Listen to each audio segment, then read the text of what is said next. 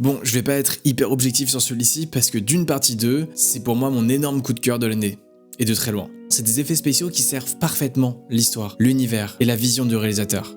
Les 2156 plans VFX dans le film ont compté sur un soin particulier au niveau de la lumière et de la mise en scène, et notamment avec un maximum d'effets pratiques présents sur le plateau, ce qui leur a permis ensuite d'avoir une base solide pour générer des effets spéciaux numériques ultra crédibles. Tout d'abord parce qu'ils ont tourné une partie dans le désert en Jordanie et à Abu Dhabi pour les scènes en extérieur d'Arrakis, ce qui a permis aux acteurs de mieux s'immerger et aux VFX artistes de mieux travailler. Mais ils ont aussi tourné au sein de ce cône couleur sable au lieu des traditionnels fonds verts ou fonds bleus, pour éviter que les reflets de lumière vert et bleu transpirent sur les personnages et les costumes.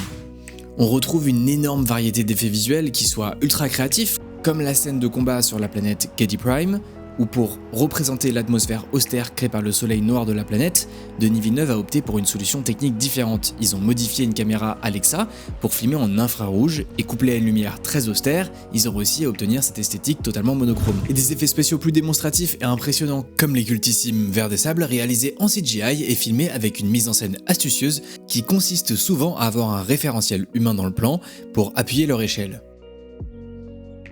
Voire même la séquence du ver de sable qui a demandé 40 jours de tournage et une plateforme mobile de 27 mètres de long, qui a d'ailleurs été construite à l'extérieur pour pouvoir profiter de la lumière du soleil et pouvoir simuler la lumière du désert, car c'est toujours très compliqué voire impossible de reproduire la lumière du soleil avec de la lumière artificielle. La plateforme étant totalement mobile, ils ont pu l'adapter aux différents plans du film et simuler les mouvements du verre. En tout cas, avoir tout cela directement à la caméra, ça a permis aux équipes des effets visuels d'avoir une incroyable base afin de l'augmenter avec des effets numériques et nous plonger directement dans l'action. J'aime beaucoup cette image de Denis Villeneuve qui montre lui-même comment chevaucher un ver des sables. Et l'avantage de Dune 2 aussi, c'est que Denis Villeneuve, il a conscience que pour réaliser des beaux effets spéciaux et pour avoir un univers tangible, il faut savoir prendre le temps en pré-production et en production pour avoir de la matière en post-production.